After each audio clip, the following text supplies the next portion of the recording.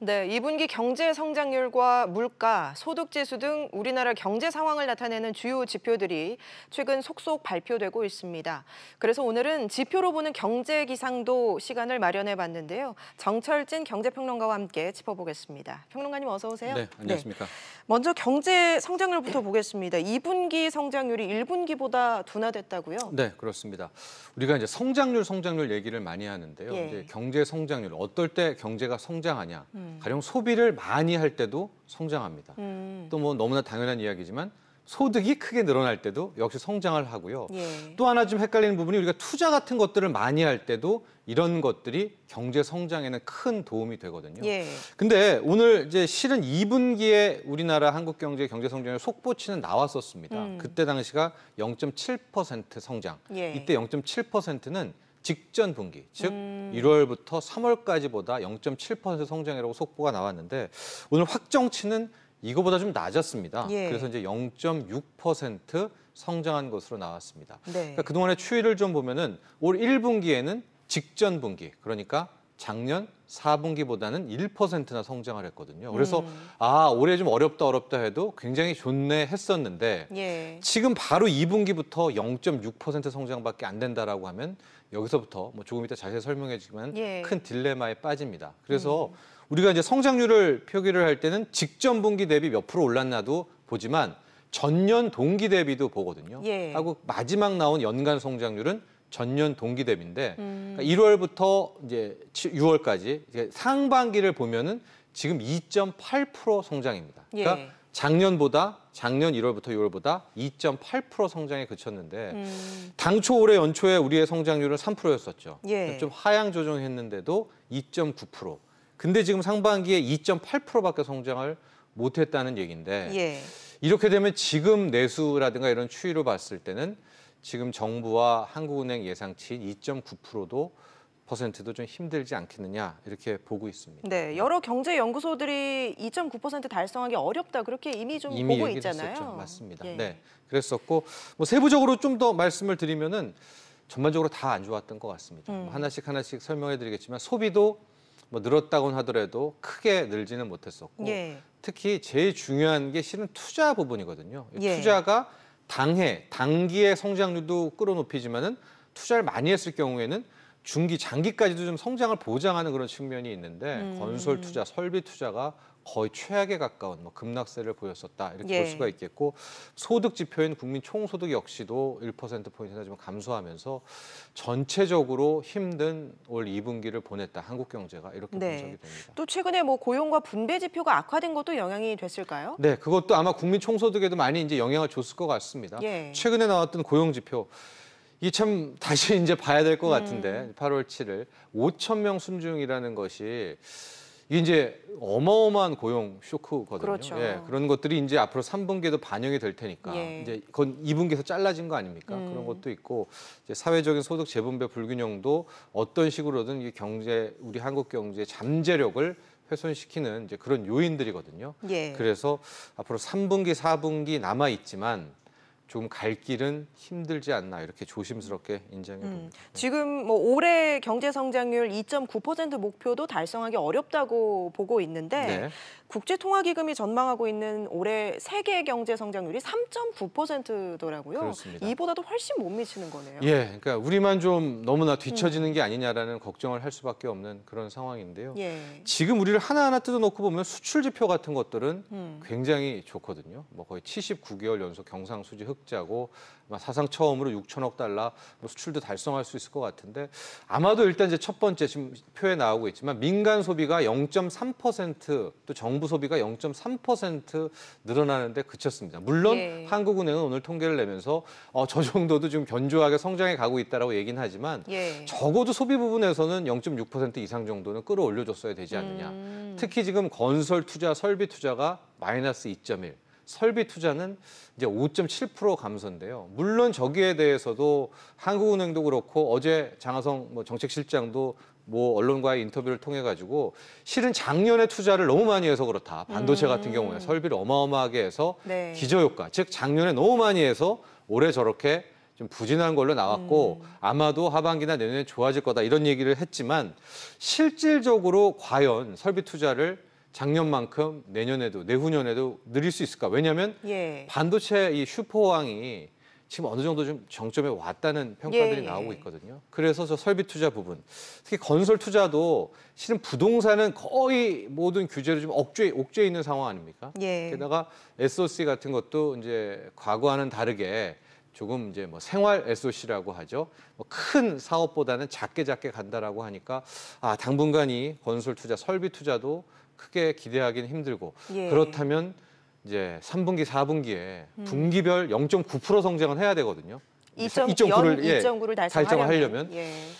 과연 가능할까? 이제 어쨌든 달성을 해야 되지만 좀 힘든 길일 것이다. 이렇게 전망을 해봅니다. 네, 반도체 얘기를 잠깐 하셨는데 네. 그나마 지금 우리 경제 상황 중에서 좋은 게 수출이고 네. 이 수출을 이끌고 있는 게 또 반도체잖아요. 그렇습니다. 근데 반도체가 앞으로도 계속 좋을 것이냐 네. 전망이 엇갈리고 있는 것 같습니다. 그렇습니다. 이제 현재 주가를 좀 보면은요. 일단 삼성전자와 하이닉스가 고점을 찍고 약간 흐르는 그러나 이제 다시 반등하려는 이런 조짐들을 좀 보이고 있고 미국의 나스닥 같은 경우에 보면 뭐 애플 승승장구하고 있고 우리가 말하는 이제 4차 산업혁명 관련주들이 잘 나가고 있습니다. 아직까지는. 예. 그렇다면 반도체라는 건 결국은 뭐 쌀 같은 존재거든요. 4차 산업혁명이 가려면 반도체도 무조건 뒤따라 가야 되는 이제 그런 상황이기 때문에 이제 계속해서 비관론은 나오지만 그때마다 다시 한번 반도체가 이걸 역전하고 와서 지금까지 지금 온 상황인데 예. 저는 일단은 뭐 개인적으로는 너무 낙관은 좀 곤란하지 않나. 이제는 우리가 반도체 부분에 대해서도 한번 좀 다잡아볼 때다라는 건데요. 그나마 다행인 것은 우리가 큰 틀에서 좀 보면은 이제 반도체 화학이 먹여 살리고 있고 우리를 먹여 살렸던 조선 뭐 자동차가 너무 못하거든요. 예. 근데 조선 쪽에는 약간 좀 그나마 좀 구조조정을 끝나고 한 줄기 빛이 좀 들어오고 있는 것 같아서 좀 반도체 화학도 계속 가고 조선까지 합류하면서 일단 이 트리플 마차로 하반기와 내년 초까지 가면 어떨까라는 그런 좀 희망과 바람은 가져봅니다. 예, 네. 전반적으로 우리 경기 상황이 안 좋다 보니까 한국은행이 지금 기준금리를 못 올리고 있는 상황이잖아요. 그렇습니다. 근데 미국발 그 금리 인상 압박이 계속 커지고 있는 상황인데 네. 앞으로 이 금리 어떻게 해야 될까요? 오늘 같은 지표로는 오늘 나온 이제 2분기의 이 통계치로는 금리 인상이 연내 한 번도 그러니까 하반기 한 번도 힘들지 않을까. 저는 이제 조심스럽게 10월 예. 정도의 1회 인상을 예측해 봤는데 오늘 상황 같은 경우 보면은 이제 중요한 게 물가 상승률 지표거든요. 예. 그러니까 금리를 언제 올리냐? 실은 경기가 좋을 때 올리는 겁니다. 물가가 막 화랑이 돼서 튀어오르고 뭐 돈도 많이 돌고 뭐 그럴 때 올리게 되는 건데 현재 8월 소비자 물가 오늘 나온 통계 지표가 지금 예. 1.4%. 물론 여기에 대해서 한국은행과 통계청은 우리가 이제 누진제를 폐지하면서 그 전기료 부분이 약간 좀 전체를 톤 다운했다. 예. 이거를 반영하면 1.7은 된다라고 해서 당초 목표인 2%는 뭐 곧 될 수 있을 거다. 뭐 이런 얘기는 하지만 예. 막상요 물가 상승률 1.7%에서 2% 끌어올리기가 되게 힘든 부분입니다. 그렇다면은 금리 인상도 연내 물 건너 간 게 아닌가 이제 이렇게 생각이 되는데 방금 앵커도 얘기했지만은 더 중요한 게 지금 이 외국계 자금의 동향이거든요. 미국이 당장에 이번 9월에 또 한 번 금리를 올린다고 하면 예. 한국은행은 큰 딜레마에 빠지죠. 왜? 우리의 경제 체력은 올릴 상황도 아니고 제반 여건도 올려서는 안 된다고 말해주는데 예. 만에 하나 미국의 기준금리 인상으로 우리도 브라질이나 터키나 뭐 이쪽처럼 돈들이 빠져나가기 아르헨티나나 빠져나가기 시작을 하면 우리의 몸에 맞지 않는 금리 인상을 해야 되거든요. 이럴 때 받는 충격은 실은 훨씬 더 큽니다. 그러니까 이런 점들이 앞으로 남은 우리의 숙제다 이렇게 보여집니다. 예, 물가 얘기하셨는데 지금 11개월째 물가가 오르고 있습니다. 특히 네. 최근에는 뭐 폭염 영향이 크겠죠. 네. 그렇죠. 정부가 원하는 그 통계 지표상에서는 뭐 지금 1.4%, 전기료 더하면 1.7%뭐 아직 예. 저물가긴 하지만 아마 이 지금 시청자 여러분들 중에서 뭐 주부님들 같은 경우에는 전혀 1%대 물가 상승률을 아무도 안 믿으실 겁니다. 당장 뭐 배추 가격 30%, 무 가격은 100% 이상이 올랐고요. 예. 시금치, 과채료 가격 지금 밥상 물가는 초비상 사태거든요. 예. 그래서 정부가 뭐 배추나 무는 푼다라고 하고 어쨌든 추석 물가만큼 잡으려고 계속해서 물량들은 이제 일단은 추석까지는 예. 메운다라고 하는데 지금 보면은 뭐 작황도 그렇고 이상기후도 그렇고 이번에 또 지금 폭우들도 내리고 있어서 당장의 밥상 물가가 또 쉽게 잡힐 것 같지는 지금 않습니다. 현재로 그러니까 바람은 우리가 있지만은 예. 그나마 다행이게 뭐 제주도에서 갈치가 많이 잡힌다 해서 뭐 갈치를 많이 먹읍시다 뭐 이런 정도까지가 나오는데 네. 큰 틀에서 이 밥상 물가 잡기가 어렵고요. 요즘에 장 보러 가면은 산 거 없어도 거의 한 15만 원대가 나옵니다. 이것은 공산품 가격도 지금 2차 상승이 왔다라는 거거든요. 그렇기 때문에 이래저래 밥상 물가는 오르는.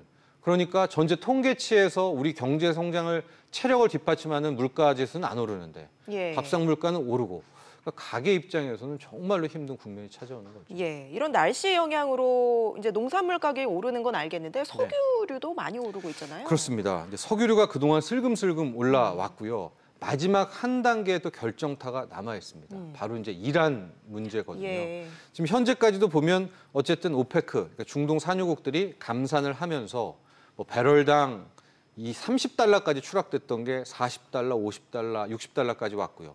그 다음에 이제 미국이 이란과의 핵 협정 탈퇴를 하면서 이란이 굉장한 산유국이거든요. 이란에서 어떤 중동 불안이 나올 것이라는 거에서 지금 배럴당 WTI가 70달러까지 올라왔습니다. 예. 뭐 서울시의 휘발유 가격은 이미 뭐 1,700원은 쉽게 만나볼 수 있는 이제 그런 상황이 됐는데 이제 여기서부터 만에 하나 이란과 미국과의 갈등이 더 격해진다면 그리고 이제 미국이 우리나라가 지금 이란 수입 물량이 꽤 되거든요. 예. 이란 뭐 원유 수입하지 말라는 뭐 이렇게까지 된다면 세계 국제유가뿐만이 아니라 국내 정유업계에서도 이게 큰 문제가 될 수가 있습니다. 예. 그래서 유가 상승도 아직 끝난 게 아니라 지금까지 많이 올랐지만 20-30% 올랐지만 지금부터 한 단계 더 오를 수 있는 그런 위험성이 분명히 남아 있습니다. 그래서 예. 이 이란의 이 중동 문제가 또 하나 국제유가를 건드릴 수 있을 텐데 이렇게 되면은 가게는 더 힘들어지죠. 먹거리에다가 운전하게 되는 국제유가까지 튀어오르면 참 힘든 국면이 될 예, 겁니다. 지금 뭐 안 오른 게 없을 정도인데 맞습니다. 추석이 3주도 지금 안 남은 상황이잖아요. 네. 정부가 좀 어떤 대책을 마련하고 있습니까? 일단 먹거리만큼은 철저하게 잡겠다라고 해서 뭐 아까 말한 뭐 배추, 무, 예. 적어도 과채류 같은 경우에는 물량을 정부가 사서 바로 푸는 왜냐하면 사서 시간차를 또 두면 안 되니까 바로바로 시장에다 내다 푸는 뭐 이런 대책을 한다라고 하는데 우리가 가게가 딱 9월 말까지만 사는 거는 아니잖아요. 이제 예. 추석 물가는 어떻게 잡는다 치더라도 당장 10월부터는 이걸 어떻게 끌어가야 될까 이제 걱정이 커질 수밖에 없어서 일단은 지금부터 아예 대책을 세울 때 추석 물가뿐만이 아니라 10월, 11월에 물량 수급까지 좀 고려해서 정부가 좀 맞서는 게 어떨까. 또 이런 와중에 지금 잠깐은 내려갔지만 수면 아래로 원유 가격도 그러니까 여기서 말하는 그 우유 가격, 우유의 원유 가격도 예. 또 문제가 되거든요. 예. 이게 또 우유 가격이 오르게 되면은 뭐 빵값, 뭐 카페라떼 예, 다 오릅니다. 이게 가공식품 또 가격도 이게 그렇겠군요. 아주 예. 폭탄이기 때문에 이것도 이참에 함께 관리하는 것이 좋지 않나 보고 있습니다. 최근에 물가 상승은 이제 폭염 때문에 이제 식품 물가가 오른 영향이 큰데요. 그렇죠. 사실 물가 상승세가 1년 가까이 이어지고 있거든요. 네. 그래서 이거는 어떻게 봐야 되는 건가요? 그렇습니다. 이제 먹거리 물가가 거의 고착화됐다 이렇게 보면 될 것 같아요. 이게 참 생각하면은 이럴 수도 있겠구나 하는데 최악의 국면이었거든요. 그러니까 작년 봄부터 시작해서 봄 작황이 안 좋은데 그럼 여름에 뭐 고랭지 채소가 와서 괜찮을 거야 했는데 여름이 또 작년부터 폭우가 와가지고 안 예. 좋았죠. 그래서 여름이 이제 지나고 나면 이제 가을, 겨울에 어쨌든 또 그 다음 물량이 나올 거야 했는데 혹한이 왔습니다, 이번에는. 그러니까 혹한이 지나고 나니까 예. 다시 올해 폭염이 오고요. 폭염이 지나고 나니까 지금 태풍과 폭우가 오고요. 그러게요. 그러니까 이게 지금 1년 반 동안 이렇게 계속되니까 보통의 먹거리 물가가 전 세계 국제 곡물가도요. 예. 3개월에서 6개월이면 잡힙니다. 왜냐하면 곡물 가격이 폭등을 하게 되면 쉽게 말해서 농부들이 어떻게 하겠습니까? 그 농산물의 가격이 오르니까 막 짓죠. 경작을 하니까 거의 6개월 사이클로 다시 곡물 가격이 잡히게 되는데 참 올해와 작년과 올해 우리나라 같은 경우에는 이상기후가 연달아서 이게 맞물려서 지금 1년 넘게 이상기후 작황 불황이 이어지니까 참 이게 해결이 좀 쉽지 않아지고 그러게요. 또 그해 여름이 많이 더우면 겨울도 많이 춥다는 얘기가 있어서 벌써부터 또 걱정이 됩니다. 당장 그렇죠. 올가을 예. 겨울 또 혹한을 걱정해야 되겠습니다. 예, 알겠습니다. 오늘 말씀 여기까지 듣겠습니다. 정철진 경제평론가였습니다. 고맙습니다. 감사합니다.